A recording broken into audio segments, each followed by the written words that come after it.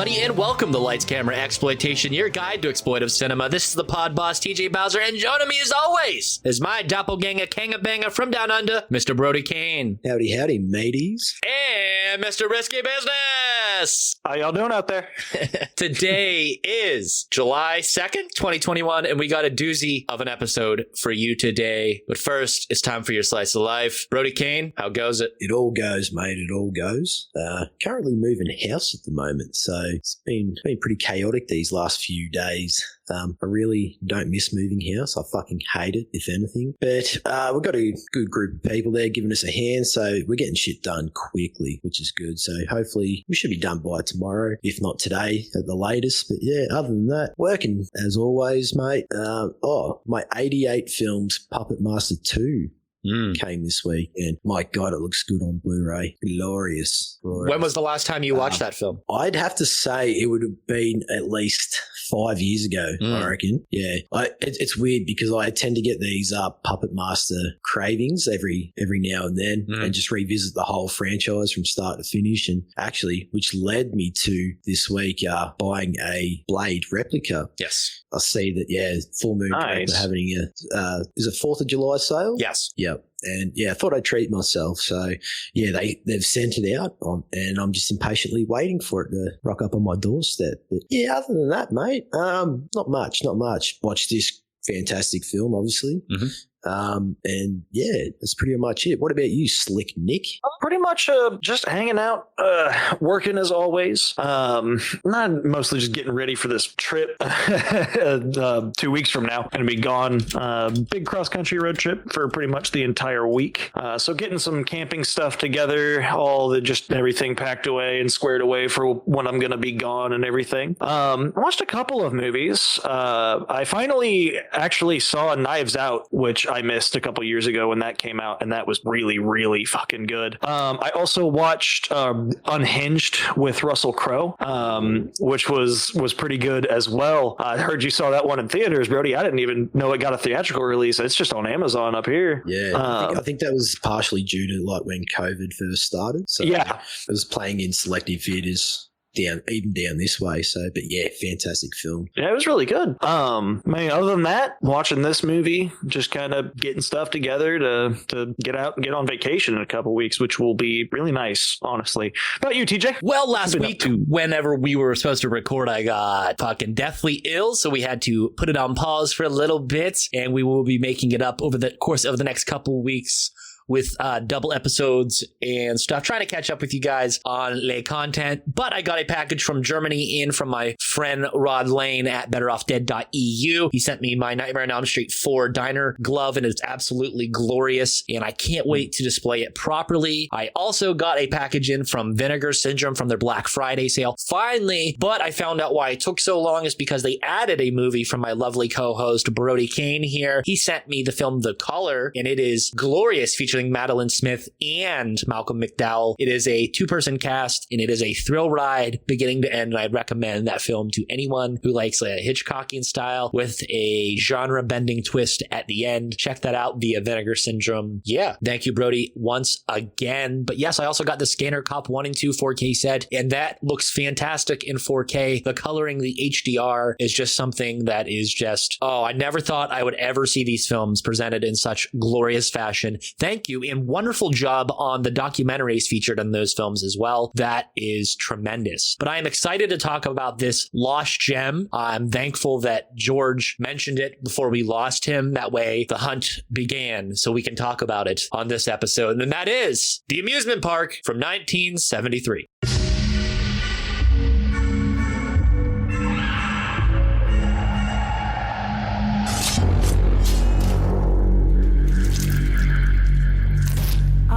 Two young lovers. You want your fortune told. We want to see what our life is going to be like.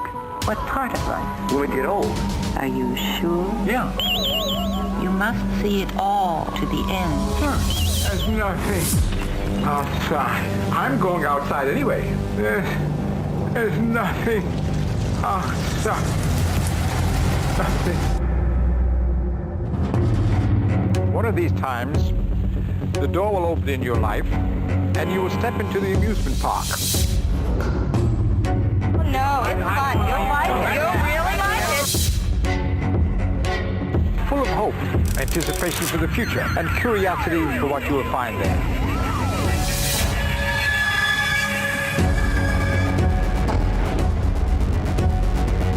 The man in the amusement park is a mirror image of yourself, separated only by the passage of time. Why are you punishing me like this? Hello? There's nothing out there. I'll see for myself. Bye.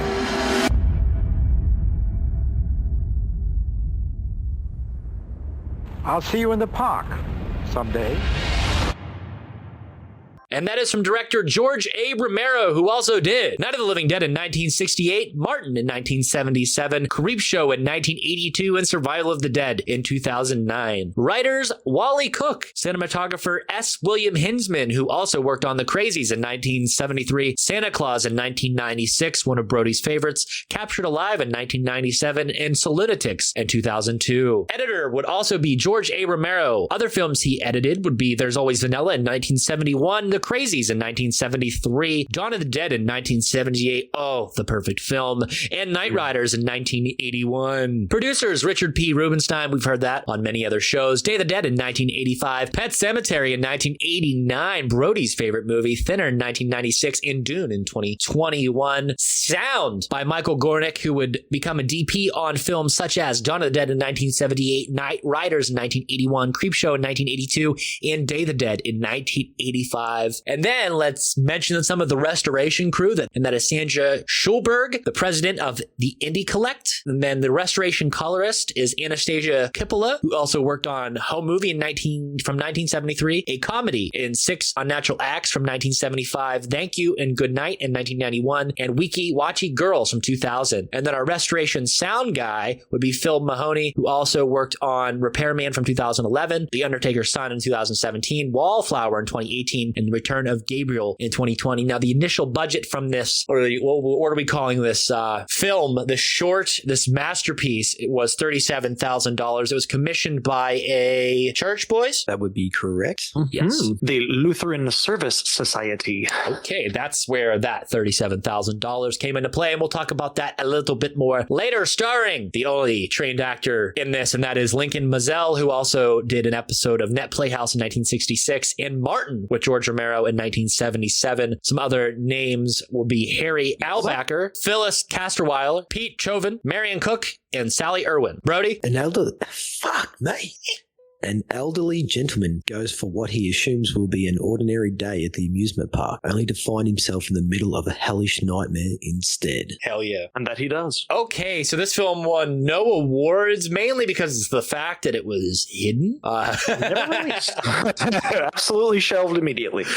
Yes. So there is no Let's Get Physical segment to this show because there's no physical release of this film. But I do want to mention that it is currently available for streaming on Shudder, and those of you who are a Shudder subscriber, go watch that immediately. And if you aren't, definitely go check it out. And I do want to mention that this film is restored in 4K from 2 available 16mm prints that are not of the best quality, but we will mention here in the notes coming up about the extensive restoration process that this film undergone so we could watch it today. Boys, take it away. Originally commissioned as an hour-long educational film about the plight of the elderly by the Lutheran Service Society in the director's adopted hometown of Pittsburgh, the project saw Romero, broke after a copyright gaffe and a string of commercial flops, step in as a director for hire and then make it his own. Looking to put food on the table while getting his next project, The Crazies, up and running, Romero was receptive when approached by the Lutheran Society, who wanted to create an educational film about society's poor treatment of the elderly. With a script by Walton Cook, one of the rare Romero projects he did not write himself,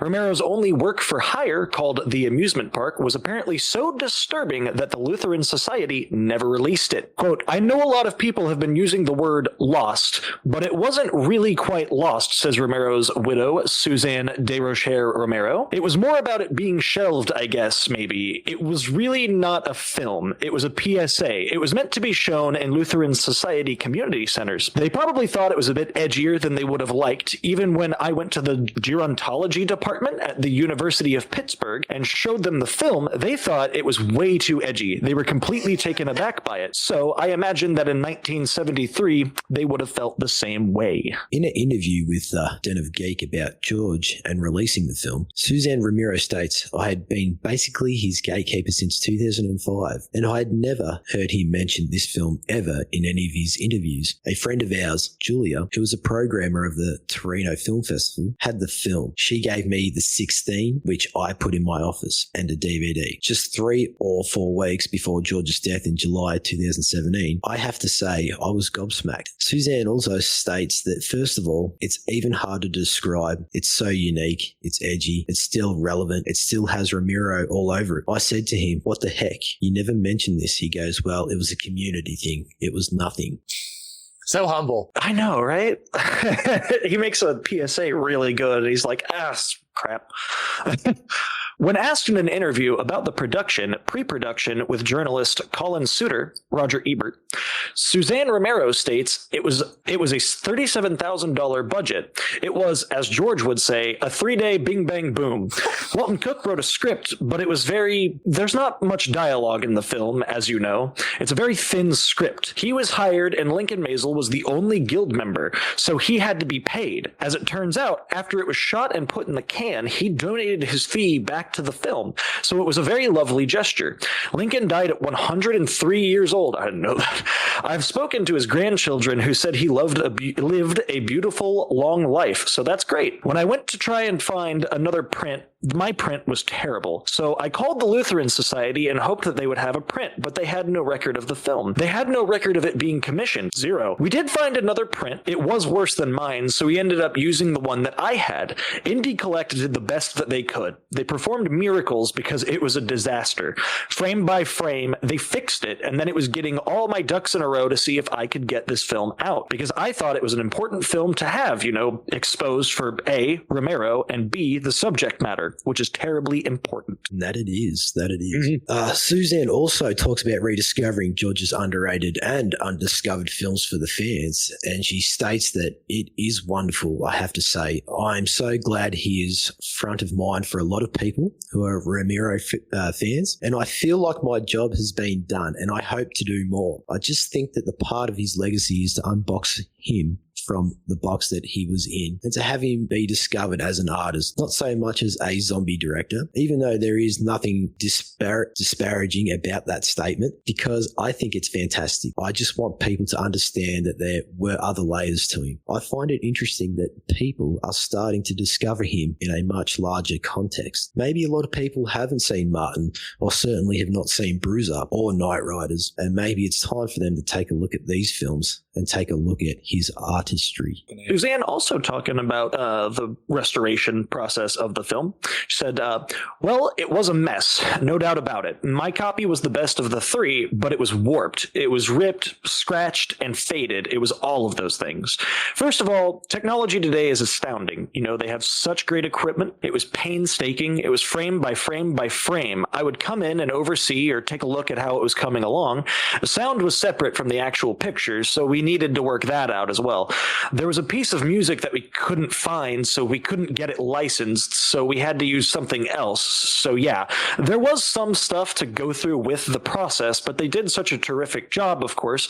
I see every scratch, every fade, but it's patina. It's 1973. It's not high res, so we just have to get over it.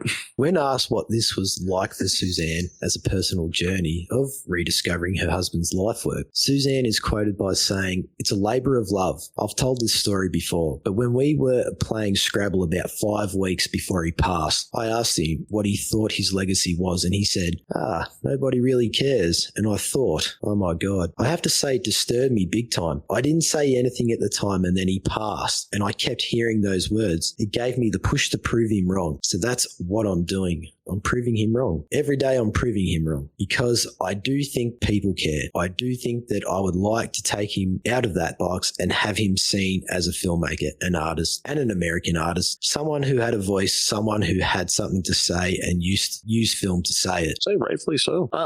I think lastly, over at the George A. Romero Foundation.org, Suzanne states that although not a horror film in the traditional sense, this recruitment film is disturbing in its depiction of societal indifference to aging. Even though it's early into his career, it is a fascinating look at the footprint of Romero's cinematic style. Well, boys, let's talk about it!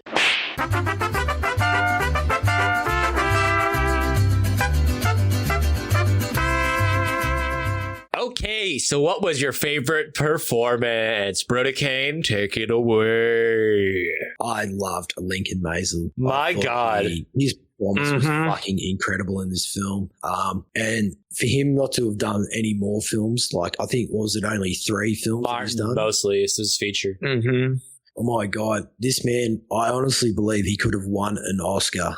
Right? If he had have done, yeah. Right, yeah. Oh, and it's much more than A-grade acting, especially, as this world batters and beats him into this empty shell of a man throughout the film. But he also brings that lovable presence, which you do see with that interaction with the girl near the end. But it's, that realism that Romero intended on, and it hurts to see him become that character, I find. So, I'd have to go with our lead, Lincoln Maisel. I'll say I'm gonna have to agree, for sure. I mean, from start to finish, the happy-go-lucky version of himself at the beginning, and he just plays the full range all the way down to the end. Like you said, the scene near the end with him talking to the girl and everything, that like somehow manages to be one of the most wholesome scenes and one of the most just absolutely heartbreaking ones at the same time. And I really think he really displayed that range.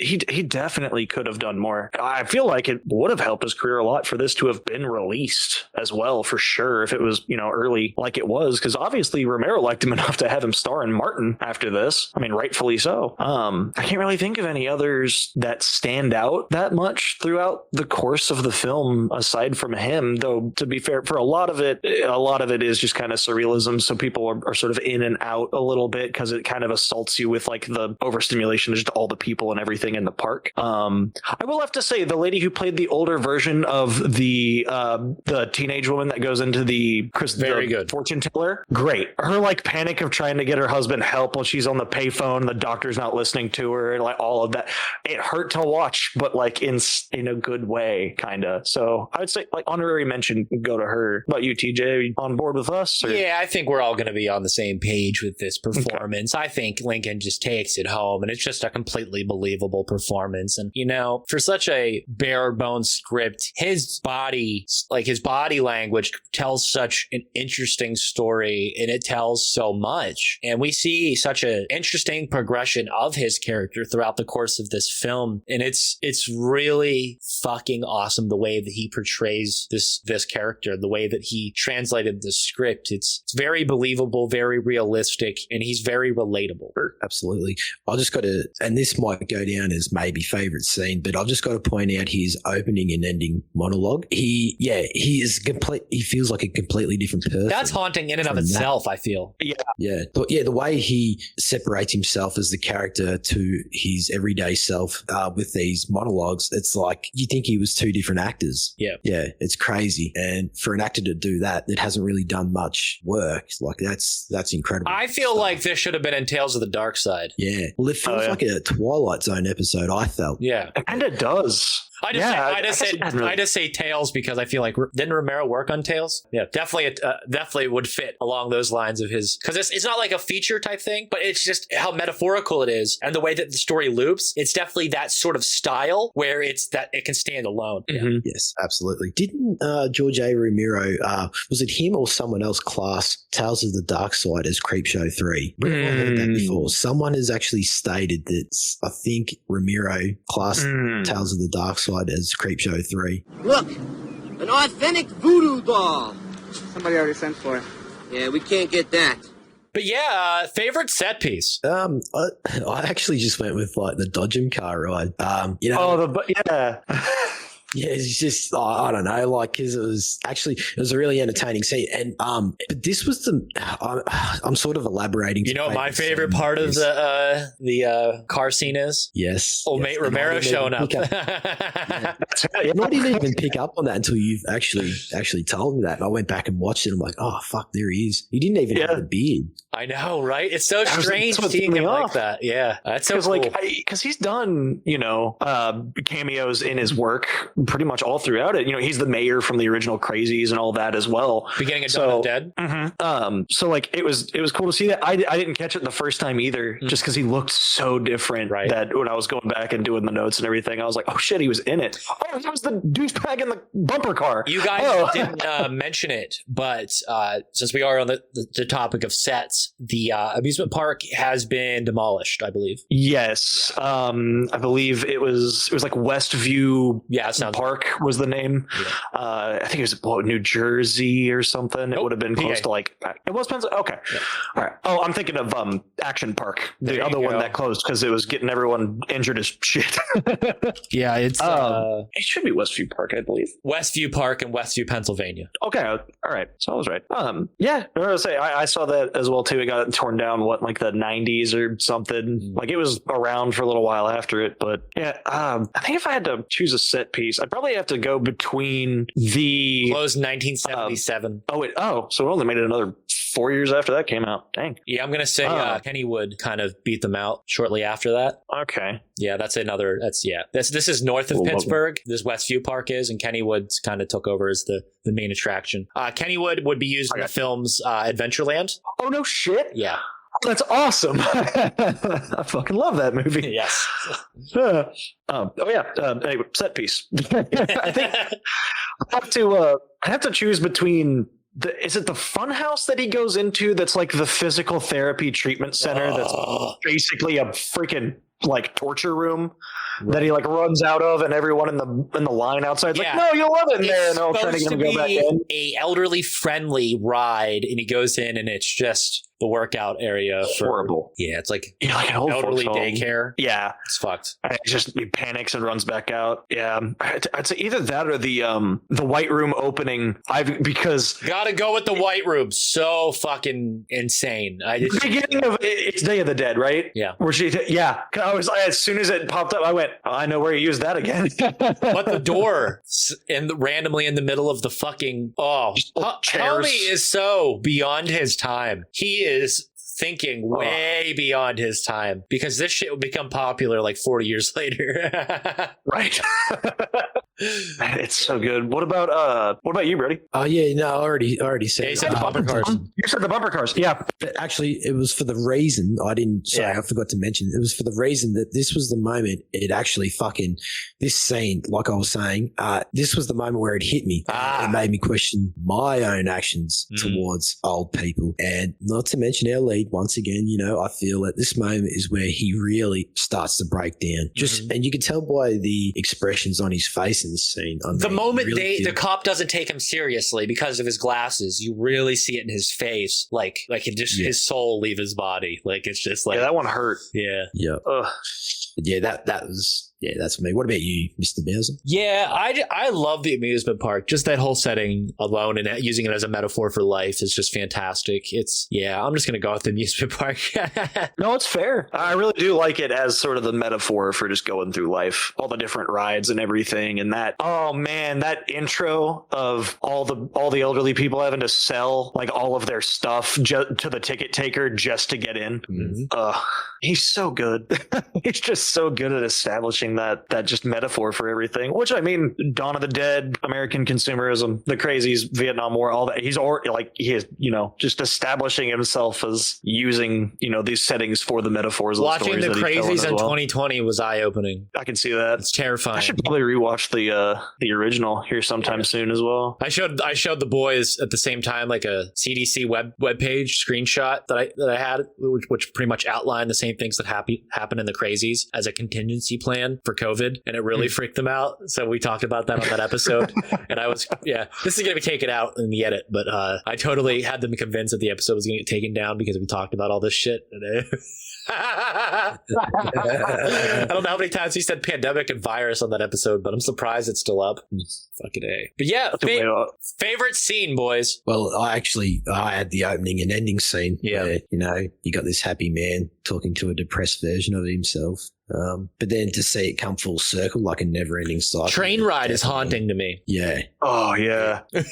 It's that never-ending cycle that just represents like society even today, where the subject matter, it'll be irrelevant till the end of days for generations to come, this subject matter. And I think that he intended on doing that in that way for that reason, because it's just a never-ending cycle of the life. I think the opening and the ending scene to me was fucking fantastic in that white room, just to have it all repeat over again. It's actually haunting. The train scene was really where I started, was where I really started feeling the film. And then any shot of death after the initial shot of him on the train is just so haunting and so well done. It's so realistic in life, because that's always around its corner if you just make one mistake. And it's rad the way that he keeps that in the film, and it's just always a character in the background. And he's even glimpse of him on the carousel. He's even present during the biker scene. And now Brody, now we can talk about that now. This is probably a good time to talk about it. Brody and I had prior discussion of what the biker scene and how we interpreted the biker scene. Now, I want to say, since that conversation with Brody, I have came across maybe a way to interpret it. What if they're the visual representation of chaos? Yes. I suppose I can see that. There's just another manifestation of just a matter of fact of life. Because he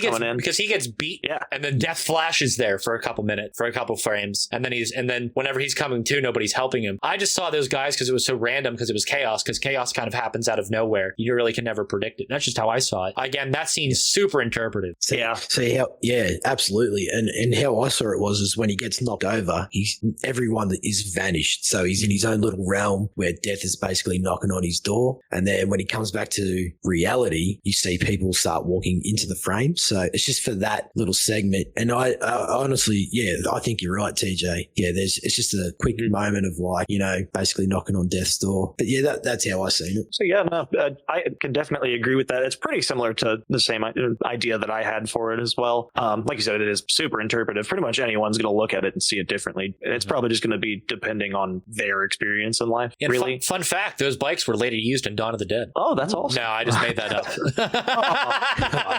Do that.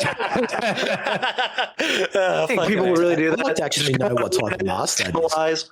What was that, Brody? I'd actually like to know what type of mask that is. On death? Yeah. It's terrifying. Just an old man. Yeah, it's pretty fucking... I bet you there's a name for it. If you ask Sir Lancelot, I bet you he'll know. Okay, so favorite effect or death? I guess death's not really happens in this film more as a theme. So effect... I'd say mine is probably the time skip in the fortune teller's tent when the two kids go in there and they want to see their future together. Less effect, more camera trick. The leg, the shot of the leg moving whenever, but it's being forced to move in the room. Right. Yeah.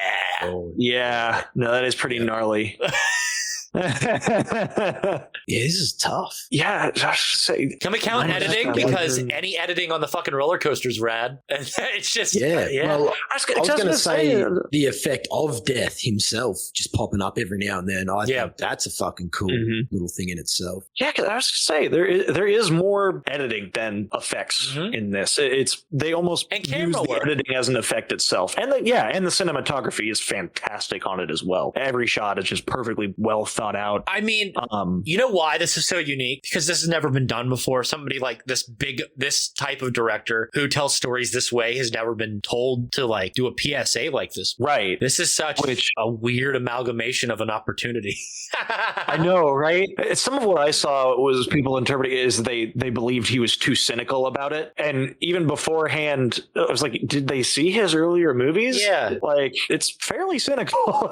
Did they not watch? It's pretty on par with Night of of the Living Romero Dead? work. Yeah, it is. It is very similar in ways, I think, to The Crazies and Night of the Living Dead and Dawn of the Dead in a way, which I think it's kind of funny that it's an even 5-year just stopgap between the two of those. 5 years before this movie, he was doing Night of the Living Dead. 5 years after this movie, he's launched into Dawn of the Dead at that point. Like, it really just kind of shows that little perfect stopgap in the early 70s that he was in, that he still had that same vision that would just go on, and he was going to do it whether it was a low budget PSA or an actual big project like The Crazies. So, segue like a mall cop into thoughts on story, Nick. Gotcha. It's extremely important, especially now. Yes. I mean, like, especially now. Everyone, a lot of the time, I'm going to give you an really example. dismissive. Okay, boomer. Yeah, no, it's fair. I'd say I won't really get into specifics for my work, but in my work day to day, I do talk to a lot of elderly people who have been like gotten by scams and things like that. So it did kind of hit a little bit home as well. Plus, just my great grandma's been alive my entire life. My great great grandma was alive when I was a little kid. So I'm used to having family members around that are like at that kind of a point and seeing them trying to keep their driver's license for as long as possible, trying to remain an active part of the world while it just seems like the world is just kind of trying to like push them back and be like, okay, we can leave you behind now. It's done. You're over. Like things like that. To like my dad and I have a standing pact because I was born when my parents are pretty young. So there is an actual chance we could both have been in an old folks home at the same time. So we have a pact of like neither of us do that. So yeah, I mean, it's just kind of my sort of takeaways, my thoughts on it. But you guys, Brody, do you want to go first or? Yeah. I'll quickly add to like what I was saying before. Like, it really displays that realism of society and what it is even today, and it's just a really irrelevant subject matter.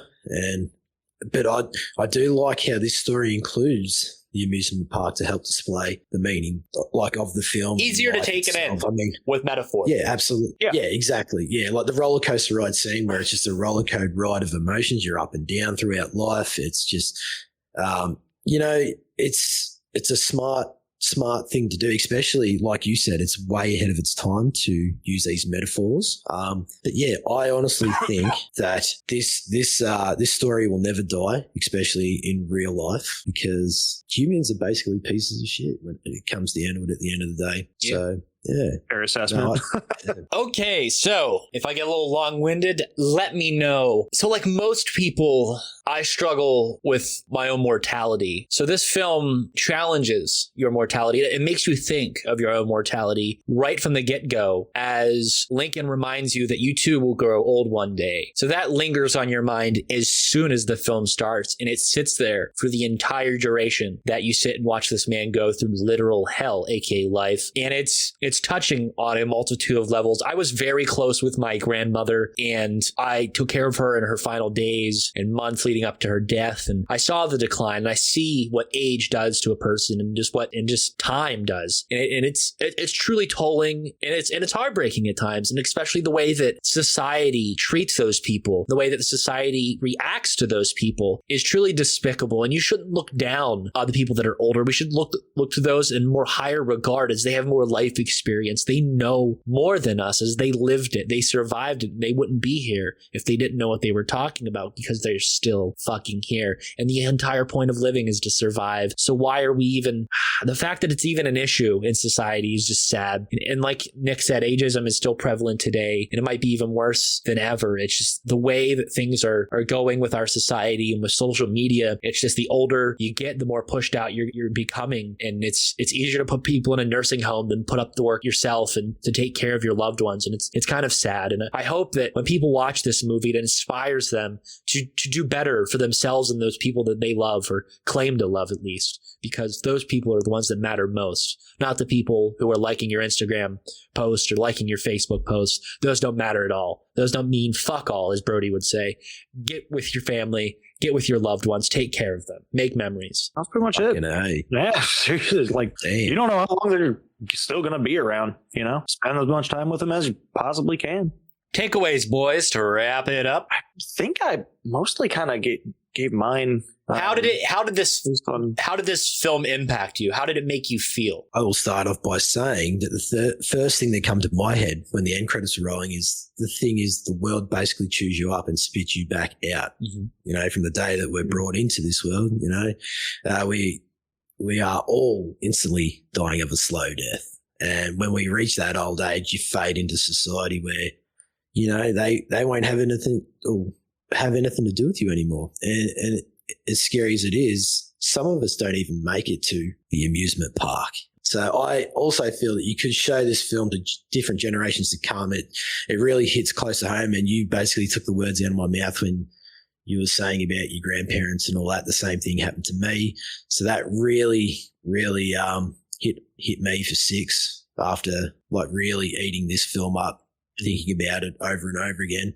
And even to this day, I still think about it, and I'm like just trying to elaborate with the fucking meaning behind it, because it really represents everyone's life in this world. So yeah, that was just how I seen it. Yeah, I was say a similar thought. Because I had my great grandma that was around for a long time as well, who I will still have dreams about being at her house as a kid, or even just like now. Like I'll just have a dream or something. She's still alive, kicking around, and I'm going over to that house, and it's not some random person living there instead. Because we're all either gonna get there or like the meteor hits ahead of time or something. But like it one way or the other, we're all gonna get there. And I always try to kind of spin things at least in a positive manner if I can, of just being like, just be the best person that you can, because like you don't know if you're going to get to the amusement park or not, and you may as well at least try to leave it a better place than it was before you came in. Sure that. Yeah, like that should be the goal of everybody is to leave things better than how they got there. Look at the things that I do with Project Louder. I mean, our voices will echo on forever because of this. So think about that. Absolutely. Okay, boys. Like that's going to last longer than you. Yeah. Sorry. This is our legacy, boys. So let's rate this. Trips to the park out of 5. Brody? I'm going to give it a 4.2. Okay. Nick? I'm going to give it a 4.5. I want to give it a 4.75. That is a LCE score of 4.5 out of 5. For 1973's The Amusement Park by George A. Romero. Now, closing conversations as to thicken this episode up. How would you rank this amongst Romero films' top 5? Brody? Fuck, man, you put me on the spot here. Top 5 Romero films. Or does this rank within your top 5 Romero films now? You know what? It would be either 4 or 5. 4 or 5, because I'm a massive fan of, like, obviously his zombie works, but I like to try and take in his previous work. Like I've mentioned to you in the past, Bruiser. That's another one that I actually really appreciate. Even Monkey Shines, as batshit crazy as that film is, I actually enjoy it. I mean, I'd probably put it in my, do you know what? I'd probably put it in my top 4. Okay. Nick? That's what I was going to say too. As number 4. Yeah, that was what I was going to say is probably going to be my number 4. And it just would be squeaking out Night of the Living Dead, the OG one. Yeah. It's the only thing. Yeah, it's sitting at around the same for me, 4 or 5. I just can't beat Dawn of the Dead for me, man. Well, I don't think. I had this conversation with people. They're like, "What's your favorite horror movie?" I'm like, "Dawn of the Dead." No. Well, what's your favorite movie? Dawn of the Dead. Like, it has it has everything. You don't need anything other than Dawn of the Dead. Zombies in a mall. Like, yeah. I was going to say, like, my top 3 would be Dawn of the Dead, The Original Crazies, Day of the Dead. Yeah, easy. Well, how about this? Let's do our top 5 Romero picks. Okay. Can we do that? Yeah. I'll start off. Dawn, Day, Creepshow 2, Night, Amusement Park. Very nice. What about you, Slick Nick? Dawn of the Dead, The OG Crazies, and then Day of the Dead, I would say Amusement Park, and then Night. Very nice indeed. I would have to go with Day of the Dead, Bruiser. I really like Bruiser. No, sorry, The Dark Half. I'm going to go The Dark Half as my second pick.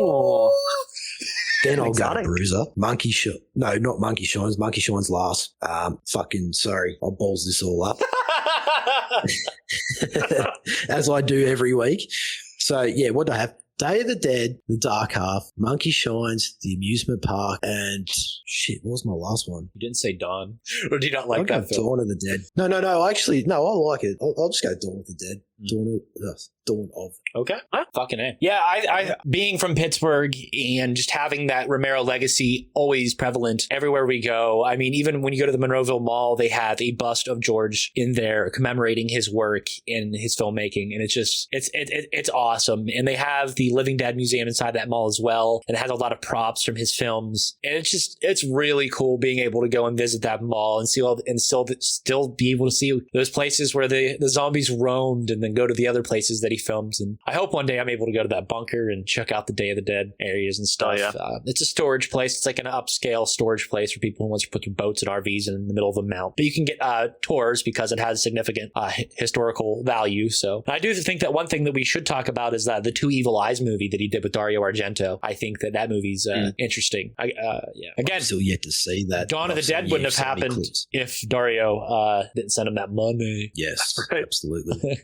Fucking A. So, guys, next week's film, Brody. Actually, let's announce the change up. So, Nick's going to be on Beetleback Mountain with the Beetle Bros. So, you'll be gone for 2 weeks. I shall, yes. I will be stuffed into a van for hours and days on end with my friends, yes.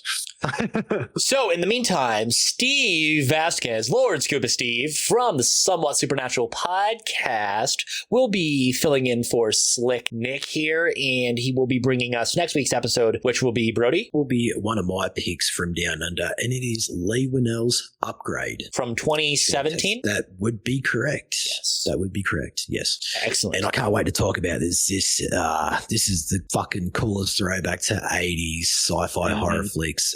You're going to enjoy it. I believe you haven't seen it yet, Mr. Bowser. I haven't. I don't indulge a lot in modern cinema, so it's nice whenever I do get to watch stuff like this, especially Lee Winnell's work. I am a massive fan of his Invisible Man film, so I'm excited to see this one. And I'm excited to expose all you LCE listeners out there to Scuba Steve and what he has to offer from his perspective on film. Yeah, excited to expose more of the Project Louder family to you guys and bring you more exquisite content. Sorry for the delay again this week, but it is what it is, as the Macho Man would say. So without further ado, that it is my goodbye for this week. This is the Pod Boss TJ Bowser saying, see you later. This is your doppelganger Kanga Banger all the way from Down Under saying, sayonara, bitches. Like Nick here saying, I hope you all enjoy Steve in my place, and I will see you all in a couple weeks. Mwah.